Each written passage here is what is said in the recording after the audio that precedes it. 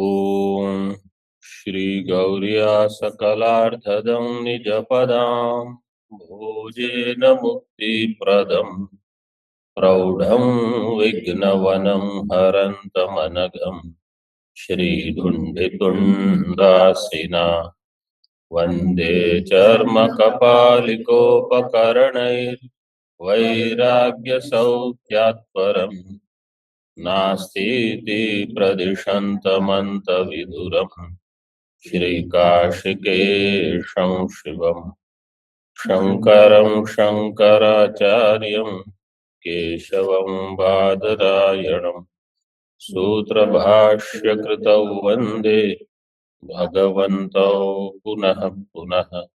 ईश्वरो गुरुरात्मेति मूर्तिभेदविभागिने व्योमवद्व्याप्तदेहाय दक्षिणामूर्तये नमः। ओम शांति शांति शांति। पूर्व पक्ष ने कहा नान्यो तोस्ति दृष्टा नान्यो तोस्ति विज्ञाता। तो ज्ञान प्रतिबंध कारणवान ईश्वर से भिन्न और कोई है ही नहीं संसारी, तो आप किसकी बात कर रहे हो? तत्र किमिदम उच्यते संसारिणः शरीरादि अपेक्षा ज्ञानोत्पत्ति ही न ईश्वरस्य। ज्ञान की उत्पत्ति के लिए शरीर आदि की अपेक्षा संसारी को है, ईश्वर को नहीं है। संसारी कौन है? कोई है ही नहीं। अत्र उच्यते सत्यम न ईश्वराद अन्य संसारी। सिद्धांति ने कहा ईश्वर से अन्य कोई संसारी नहीं है। तथापि देहादि संघातोपाधि संबंध इष्यत एव। देहादि संघात उपाधि संबंध इष्यते एव। देहादि जो संघात है उसकी संघात उपाधि से संबंध होने से संसारी ही हो सकता है। संघात में क्या धातु है? अन धातु। फिर क्या हुआ? अन का घात कैसे हो गया? घाय प्रत्यय हुआ अलश्च सूत्र से। आगे अनस्तो चिर्णलो हो, इससे अन का हो जाएगा आत। अकार का घकार किस सूत्र से होगा? ओहंतेर निन्नेषु। कल ही आया था ये शब्द। देहादि संघातोपाधि संबंध। देखिए यहाँ मुख्य शब्द क्या है, आगे भी बताएंगे। ठीक है, आगे इस पर ध्यान देंगे।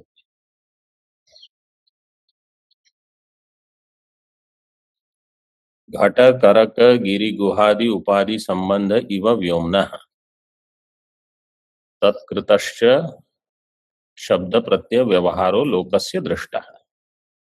जैसे व्योमनः घट करक गिरि गुहादि उपाधि संबंध इव, आकाश का घट के साथ, करक तो अलग अलग प्रकार का कलश हो, कमंडलू, गिरि गुहा वहां भी आकाश है, ये सारी उपाधियां हैं। उपाधि के संबंध से व्योमनः तत्कृत शब्द प्रत्यय व्यवहार है।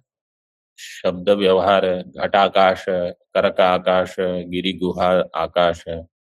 और इसी प्रकार का प्रत्यय बुद्धि में प्रत्यय बनता है। शब्द प्रत्यय व्यवहारो लोकस्य दृष्टा है। यहाँ मुख्य शब्द क्या ध्यान देना है? संबंध के ऊपर। देहादि संघात उपाधि अपने आप आपको संसारी नहीं बनाती। मैं संसारी कब होता हूं? जब मैं उससे संबंध जोड़ता हूं।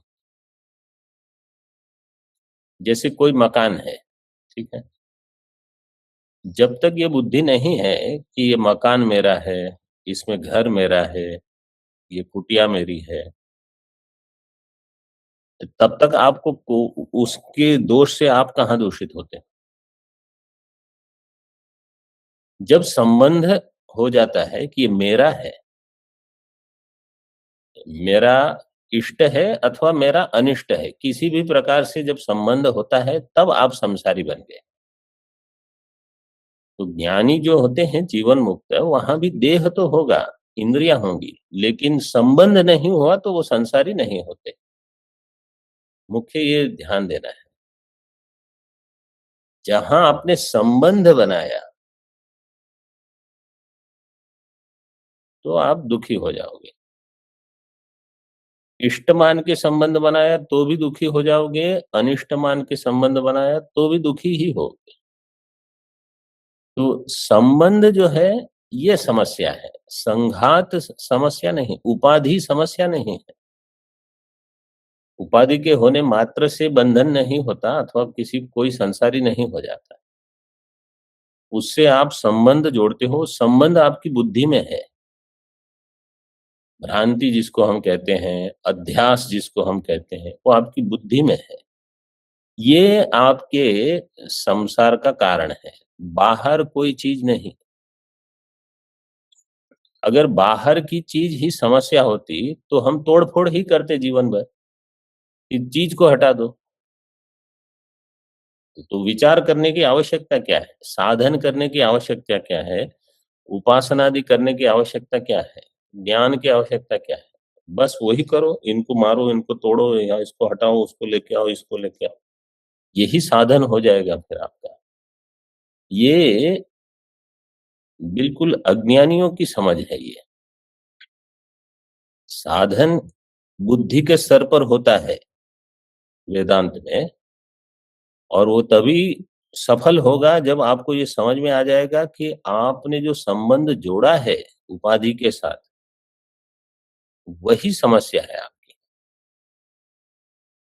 जब तक ये समझ में नहीं आएगा तब तक वेदांत का कोई महत्व ही आपको समझेगा नहीं। आप भले पढ़ते रहो, समस्या क्या है वही समझ में नहीं आएगा। घटाकाश संज्ञा तब प्राप्त होगी जब हम ये मान के चलते हैं कि घट का आकाश के साथ कुछ संबंध हुआ है। कर्क आकाश ये संज्ञा तभी प्राप्त होगी जब कर्क का और आकाश का कुछ संबंध हुआ है। संबंध नहीं होने पर वो संज्ञा मिथ्या हो गई, बस।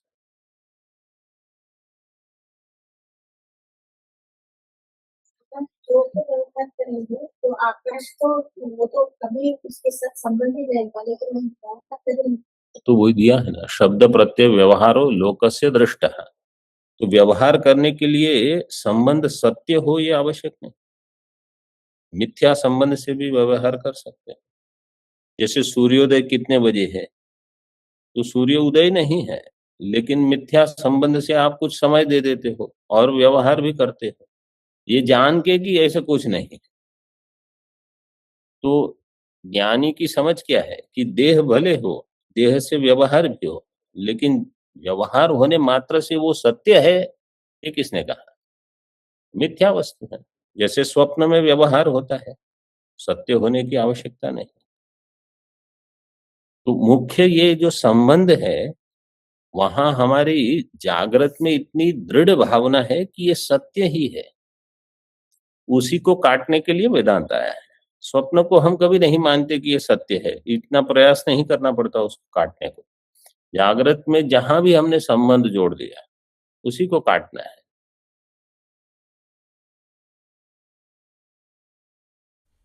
और तत्कृत शब्द प्रत्यय व्यवहारो लोकस्य दृष्टः। घट छिद्रम कार करकादि छिद्रम इत्यादि, मतलब घटाकाश करकाकाश इत्यादि।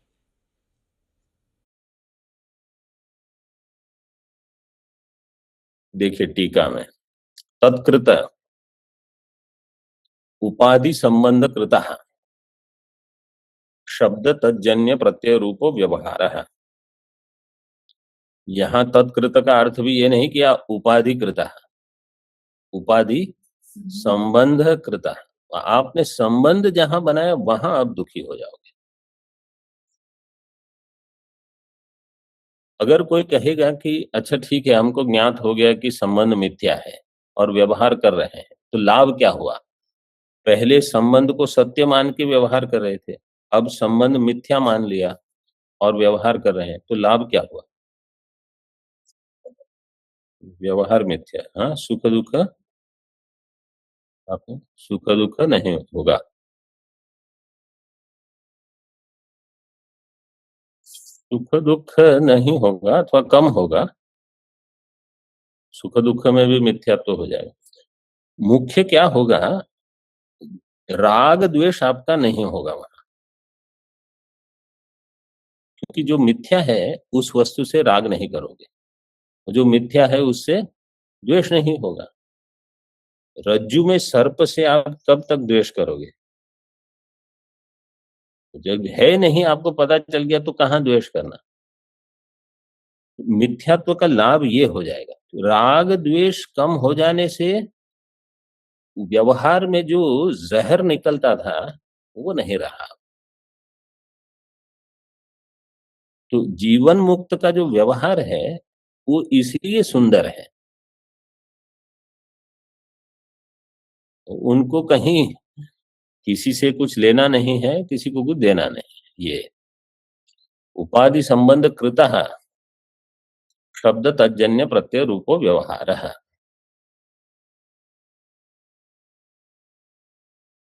तत्कृता च आकाशे घटाकाशादि भेद मिथ्या बुद्धि ही दृष्टा। देखिए, वो आकाश में घटाकाशादि जो भेद है, वो भेद में मिथ्यात्व बुद्धि हो जाएगी। ये वास्तविक नहीं, वास्तविक नहीं होने से उसके पीछे जो आप व्यथित होते थे वो नहीं होगा। हाँ, आकाश तत्कृता के पहले जो दिया है आकाशा व्यतिरिके अपि, उसके साथ आपको ये टीका जोड़नी है, असंकीर्ण इति शेष है। शब्द तज्जन्य प्रत्यय रूपो व्यवहार असंकीर्ण इति शेष है। असंकीर्ण का अर्थ है पृथक पृथक, भिन्न रूप से। जैसे घटाकाश के लिए मैं भिन्न शब्द भिन्न प्रत्यय का व्यवहार करूंगा, करकाकाश के लिए भिन्न शब्द भिन्न प्रत्यय, सभी के लिए भिन्न शब्द प्रत्यय का व्यवहार होगा। ये वहां दे दिया असंकीर्ण। अव्यतिरेक कथम असंकर तत्र आह, अगर एक ही आकाश है तो उसमें असंकर है, आंकर्य नहीं है, ये कैसे भान होगा। तो कहा तत्कृताच आकाशे घटाकाशादि भेद मिथ्या बुद्धि है। ये भेद बुद्धि जो है वो मिथ्या है, इसलिए वहां सांकर्य नहीं है, वो पृथक है। पृथक होने पर भी आकाश एक ही है, क्यों, क्योंकि भेद बुद्धि मिथ्या है। और सांकर्य अगर व्यवहार में, टीकाकार ने यहां ऐसे दिया है, सांकर्य शब्द का अगर व्यवहार में आप जोड़ोगे तो व्यवहार में सांकर्य क्यों नहीं होता, क्योंकि उपाधि से भेद बुद्धि है, भले मिथ्या है तो भेद बुद्धि से व्यवहार होता है। तो कोई ये नहीं कहेगा कि आकाश, समझो यहाँ आकाश है, यहाँ भी आकाश है, यहाँ भी आकाश है, तो आकाश में ही अगर बैठना है तो कहीं भी बैठ जाओ। तो व्यवहार में यह आकाश, इस स्थान का आकाश, इस स्थान का आकाश, ये भेद है ऐसे, वहां सांकर्य नहीं हो जाता। उपाधि तत्कृता का अर्थ है उपाधि संबंध कृता, उपाधि से संबंध को लेकर वहां भेद बुद्धि होगी, लेकिन वो मिथ्या होगी। तथा इहापि देहादि संघातोपाधि संबंधा विवेक कृता ईश्वर संसारी भेद मिथ्या बुद्धि ही। देहादि संघात, देहादि संघात में क्या समास होगा, आपने क्या कहा, ठीक है, देहादि नाम संघ,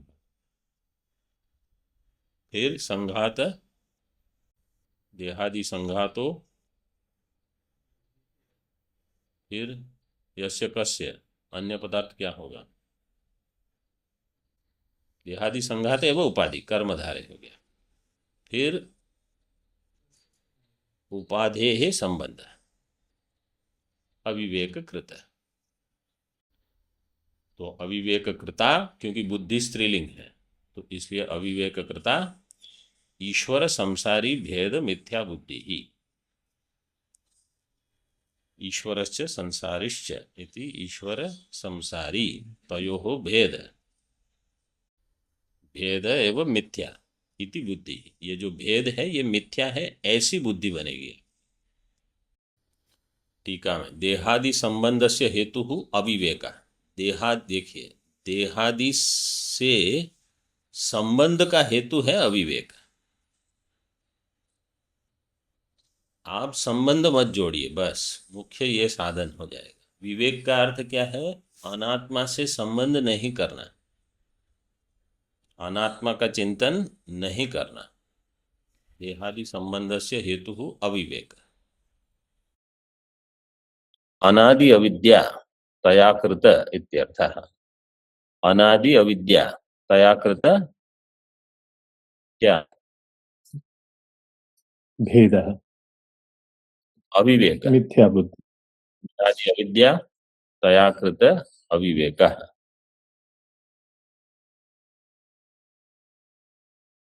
अविद्यायां हि प्रतिबिंबो जीवः, बिंब चैतन्यम ईश्वरः। अविद्या में जो प्रतिबिंबित है वह है जीव, और बिंब चैतन्य है ईश्वर। बिंब चैतन्यम ईश्वर इति, यहाँ बिंब चैतन्य ईश्वर लिया है। तो हमेशा जो अद्वैत सिद्धि में ये सिद्धांत बिंदु में ये सब दे दिए हैं।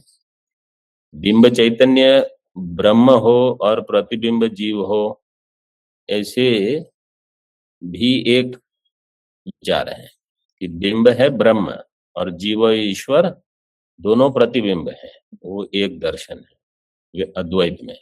ऐसे भी विचार होता है कि ब्रह्म न बिंब है न प्रतिबिंब है, बिंब है ईश्वर, प्रतिबिंब है जीव। ऐसे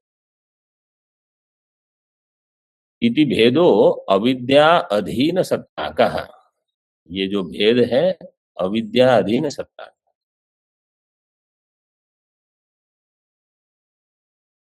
भेद किसके और किसके बीच में? जीव और ईश्वर।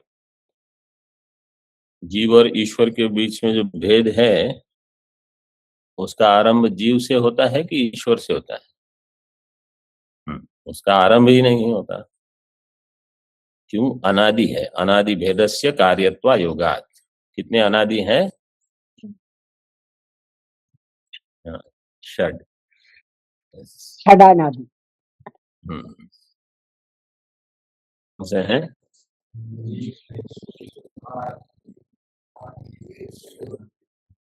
इसमें देखो जीवेशयोर भेदा आ गया, जीव और ईश्वर का भेद है। आगे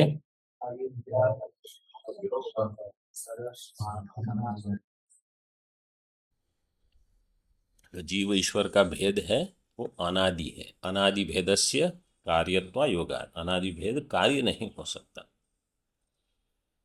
इसलिए अविद्या की सत्ता के अधीन है।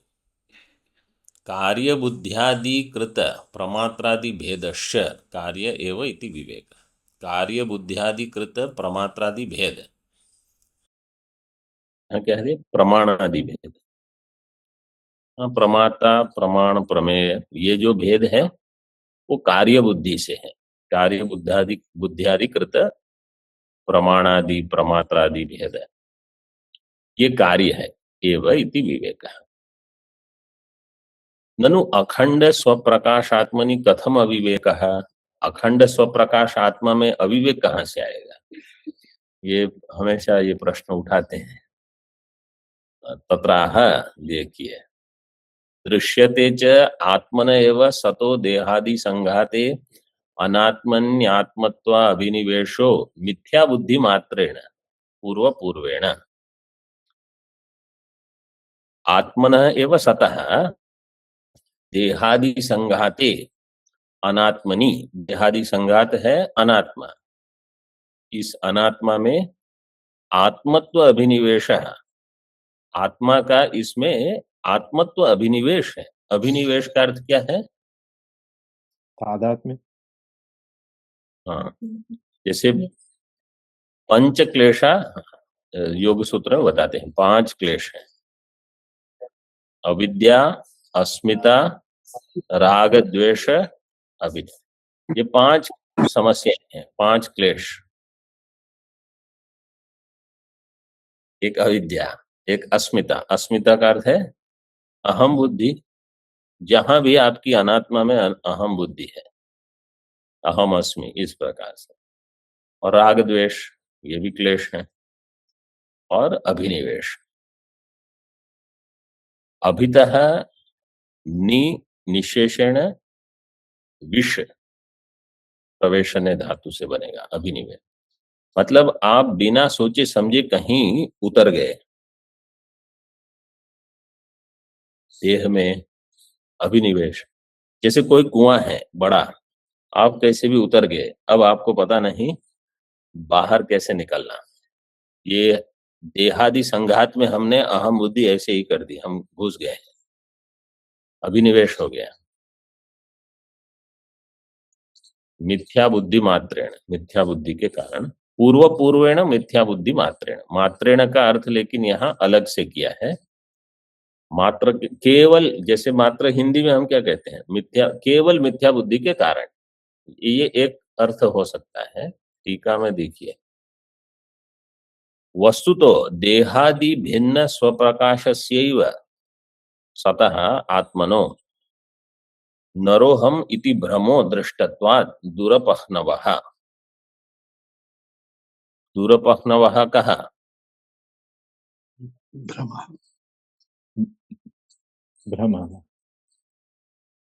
प्रश्न क्या था? मेरा नहीं, वहां ननु में, अखंड स्वप्रकाशात्मनि कथम अविवेकः। तो इसलिए यहाँ ये उत्तर किसका हुआ? अविवेक का। दुरपह्नवः अविवेकः। ये अविवेक जो है अखंड स्वप्रकाश आत्मा में कैसे आया? तो बोले ये आप हटा नहीं सकते। क्यों? क्योंकि देहादि भिन्न स्वप्रकाश, आत्मा कैसा है? देहादि से भिन्न और स्वप्रकाश है।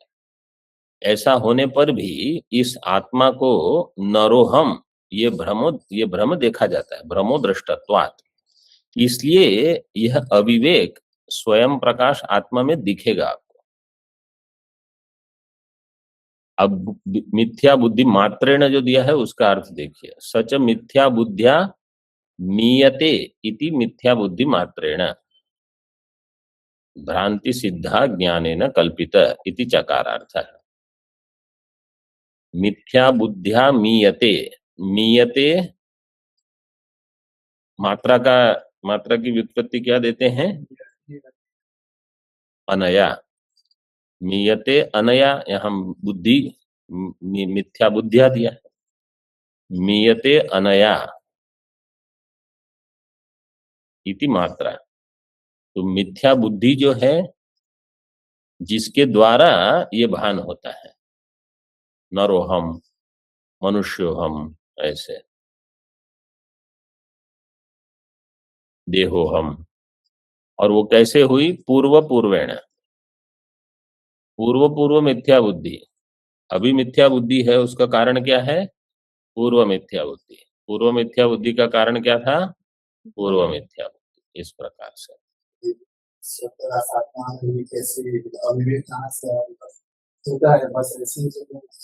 मतलब यहाँ केवल इतना ही समाधान दे दिया है कि वो है, देखा जाता है। तो वही है कि अज्ञान कहाँ से आया, कोई पूछेगा तो हम क्या उत्तर देते? अनादि है, बस। तो कहाँ से आया, समाधान तो है नहीं आपके पास, क्योंकि वो हम ये कहेंगे कि वास्तव में ये है नहीं। रज्जु में सर्प देखने की भ्रांति क्यों हुई? तो वास्तव में सर्प है ही नहीं, तो आप क्या प्रश्न कर रहे?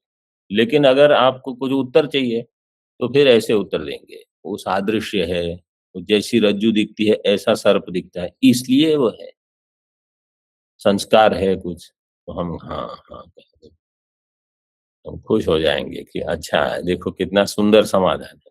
तो वास्तव में तो क्या है, एक सत्य है एक मिथ्या है, तो दोनों साथ में रह सकते हैं, उसमें आपत्ति क्या है। सत्य रज्जु में मिथ्या सर्प तो चाहे करोड़ों वर्ष तक रहे, क्या कुछ वहां आपत्ति नहीं। सच सच मिथ्या बुद्धिया मीयते इति मिथ्या बुद्धि मात्रेण भ्रांति सिद्ध अज्ञानेन, भ्रांति सिद्ध अज्ञानेन कल्पितः, ये अविवेक कैसा है, कल्पित है, इति चकारार्थ है। यद्वा अथवा उक्त मिथ्या बुद्धौ लोकानुभवम आह, इस मिथ्या बुद्धि में लोक का अनुभव बताते हैं प्रमाण से। जैसे अध्यास में प्रमाण बताया था, तथा च लोके अनुभव,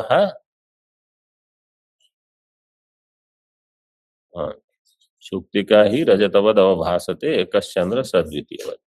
देखो उसके पहले आया था लोक व्यवहार, अहम इदम ममेदम, तो वो लोक व्यवहार वही प्रमाण है, मतलब प्रमाण नहीं है, उस अनुभव को लेकर बता रहे हैं कि ऐसा है, ये सत्य है वो हम नहीं स्वीकार करते। दृश्यते च इत्थम भावे तृतीया, इत्थम भावे तृतीया, इत्थम भूत लक्षणा, ये दृष्टांत क्या है, जटाभिस तापता। तो जहां इत्थम भाव से तृतीया होती है वो उसका लक्षण बताता है, वहां करण नहीं है।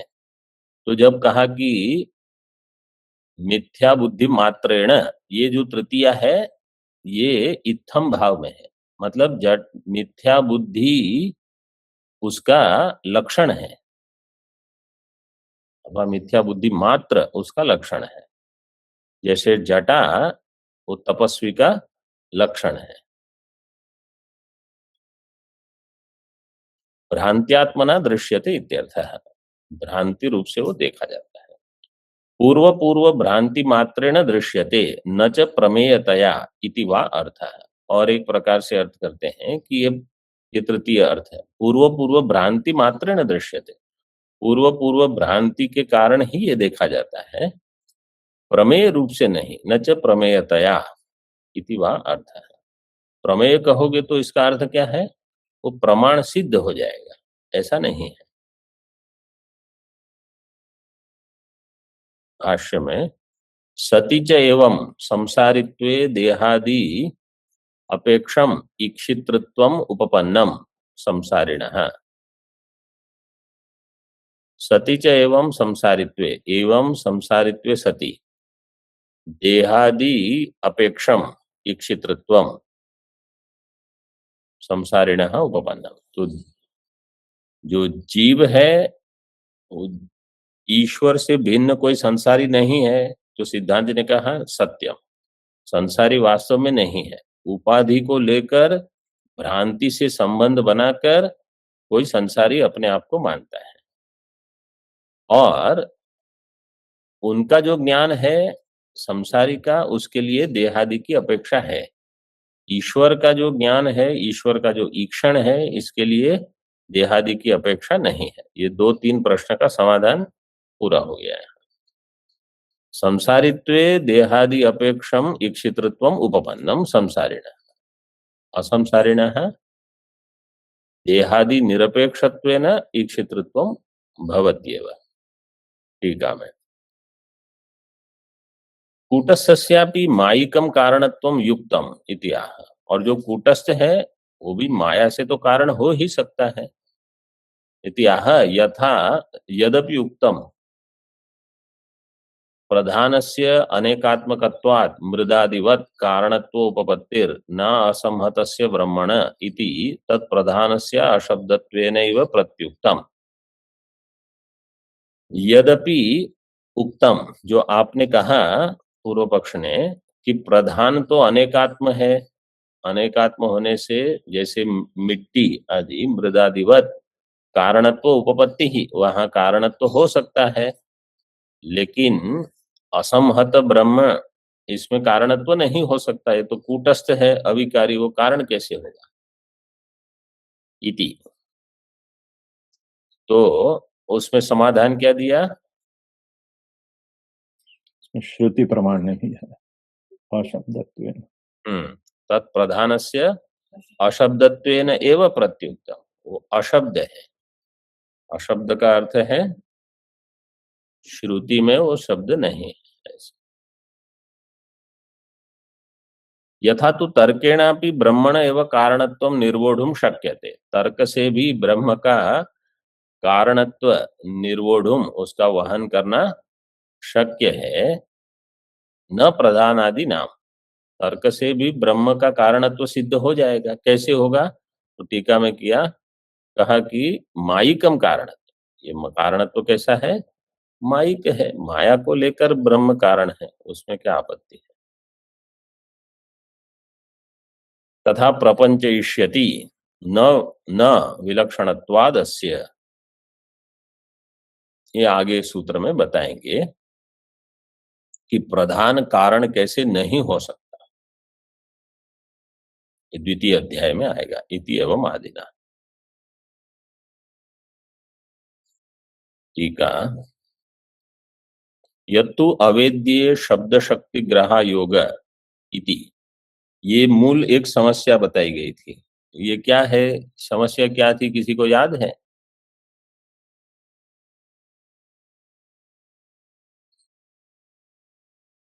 जो वस्तु सिद्ध वस्तु है वो प्रमाणांतर ज्ञेय होनी चाहिए, ये बताया था। तो वहां शब्द शक्ति का ग्रह ही नहीं है, तो आप ब्रह्म शब्द का व्यवहार करोगे तो बुद्धि में क्या प्रकट होगा? जैसे नद्यास्तीरे पंच फलानि संति, ये शब्द का व्यवहार आप तब कर सकते हो जब आपको नदी शब्द प्रत्यक्ष प्रमाण से ग्राह्य है, तीर शब्द प्रत्यक्ष प्रमाण से ग्राह्य है, पंच शब्द ग्राह्य है, फल शब्द ग्राह्य, पहले से आपको इन सब का ज्ञान है, फिर आप वाक्य प्रयोग कर लेते हो। तो ब्रह्म शब्द का जब वाक्य प्रयोग होगा, शब्द की शक्ति का ग्रह ही नहीं होगा। क्यों नहीं हो रहा है? क्योंकि ये अन्य प्रमाण से ज्ञेय नहीं है।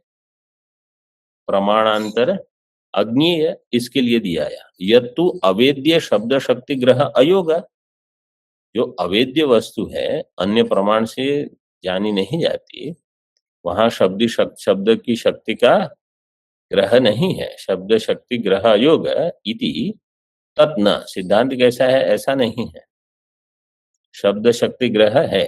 वास्तव में भगवान भाष्यकार ने इसको छोड़ दिया है, टीकाकार ने देखो उसकी संगति दे रहे हैं। सत्यादि पदानां अबाधितादि अर्थेषु लोकावगत शक्तिकानां वाच्यैक देशत्वेन उपस्थिता खंड ब्रह्म लक्षकत्वात् इति स्थितम।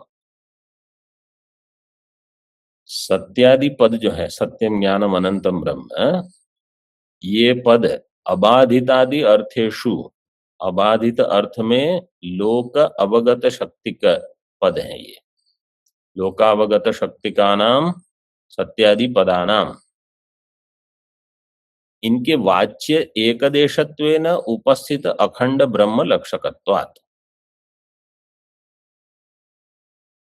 वाच्य के एकदेश को ये लक्षित करते हैं। दृष्टांत इसमें कैसे लेंगे हम? जैसे उसका दृष्टांत दिया जाता है, प्रकृष्ट प्रकाश चंद्र। तो प्रकृष्ट प्रकाश चंद्र, वो चंद्र को लक्षित करता है।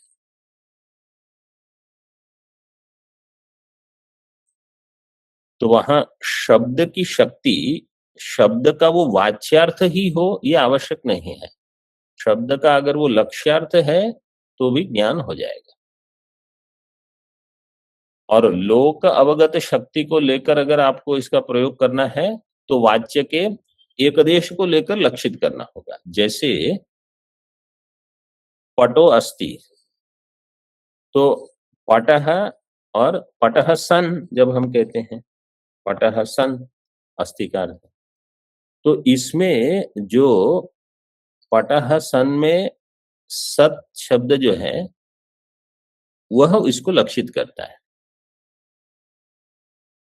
तो हम हमेशा ये नहीं कहते पटो अस्ति घटो अस्ति। हम जब पटम आना है तो वहां मान के चलते हैं कि कोई अस्थि है, उसी को लेकर व्यवहार करना है। तो उसके एक देश से ही, क्योंकि यहाँ पट के साथ अस्तित्व भी है, उस अस्तित्व को लक्षित करता है। अगर लोक अवगत शक्ति को लेकर उसको दिखाना है तो, और अगर शास्त्र में दिखाना है तो सीधे ही सत्यम ज्ञानम अनंतम ये ब्रह्म को लक्षित करते हैं। वहां एक देश की आवश्यकता नहीं है और वो अबाधित रहेगा।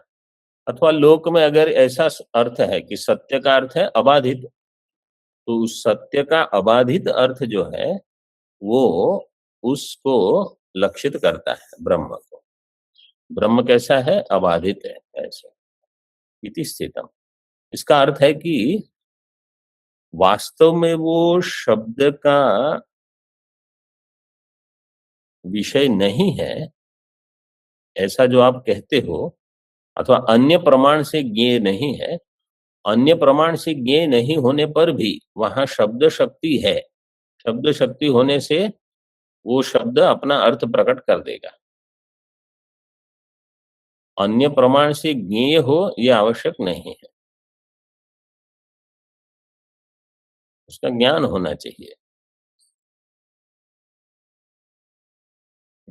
स्पष्ट हुआ कि जैसे इसलिए लक्षित करते हैं, वाच्य नहीं है इसलिए लक्षित करेंगे। पूर्व पक्ष ये कहता है कि इसका पहले से आपको ज्ञान नहीं है।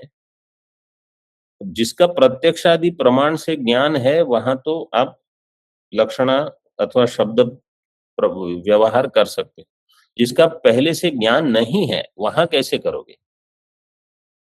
वो सिद्धांत क्या कहता है कि लोक में सत्य शब्द आदि कैसे व्यवहार होते हैं? अबाधित है। उतना ज्ञान तो है आपके पास, उसी को लेकर यहां भी लगाना है।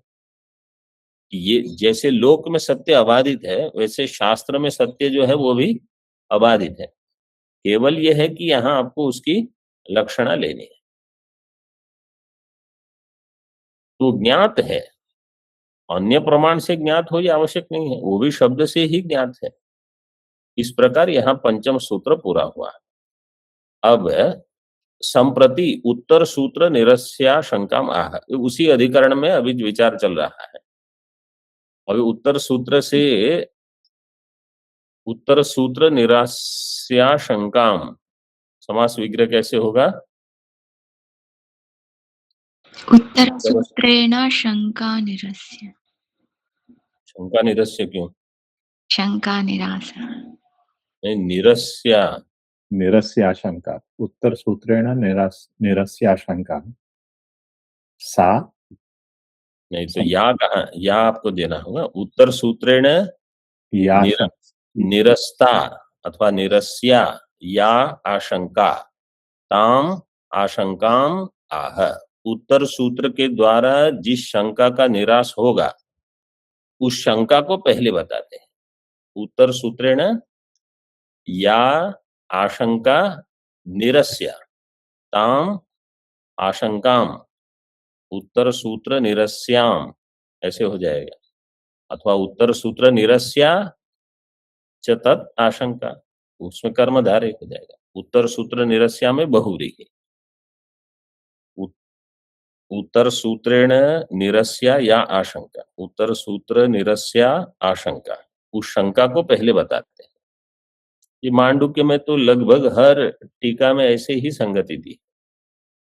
अत्राह यदुक्तं नाचेतनम प्रधानम जगत कारणम ईक्षितृत्व श्रवणात् इति तद अन्यथापि उपपद्यते। अचेतनत्वेपि चेतनवद उपचार दर्शनात्। आपने कहा कि अचेतनम प्रधानम जगत कारणम ईक्षितृत्व श्रवणात्, न ईक्षितृत्व का श्रवण होने से अचेतन प्रधान जगत का कारण नहीं हो सकता। वो अन्यथा भी हो जाएगा। तद अन्यथा भी उपपद्यते। अन्यथा उपपत्ति कैसे होगी? अचेतन में भी चेतनवत उपचार करके गौण शब्द प्रयोग कर लेंगे, ये पूर्व पक्ष कहेगा। अन्यथा भी का अर्थ है अचेतनत्वे अपि, अचेतन होने पर भी। कैसे? देखिए टीका में, ननु प्रधानस्य चेतनेन किम साम्यम येन गौणम ईक्षणम इति तत्र आह। प्रधानस्य चेतनेन किम साम्यम, ये कौन प्रश्न करेगा? सिद्धांति करेगा स्वामी जी। सिद्धांति करेगा। इतना सरल प्रश्न है ना। ननु है तो पूर्व पक्ष ही होगा। पूर्व पक्ष ने क्या कहा कि अचेतन प्रधान में ईक्षितृत्व हो जाएगा गौण रूप से। ये अत्र आह जो है ये पूर्व पक्ष है। तो सिद्धांति क्या पूछेगा कि जिसको आप गौण रूप से उपचार रूप से कहीं शब्द व्यवहार करते हो तो कुछ साम्य हो तब आप गौण रूप से व्यवहार करोगे। जैसे सिंहो माणवक है, तो माणवक में सिंह शब्द का प्रयोग गौण प्रयोग है, तो कुछ क्या चाहिए? साम्य चाहिए। साहचर्य नहीं, साम्य। हाँ, मतलब क्रौरत्व, शौर्यत्व, ऐसे कुछ गुण चाहिए, तब आप शब्द प्रयोग कर सकते हो। तो यहाँ सिद्धांति पूछ रहा है प्रधान में और चेतन में साम्य क्या है? जब गौण ईक्षण आप कहते हो तो कैसे होगा? इति तत्र आह भाष्य में। ठीक है, कल करेंगे इसको।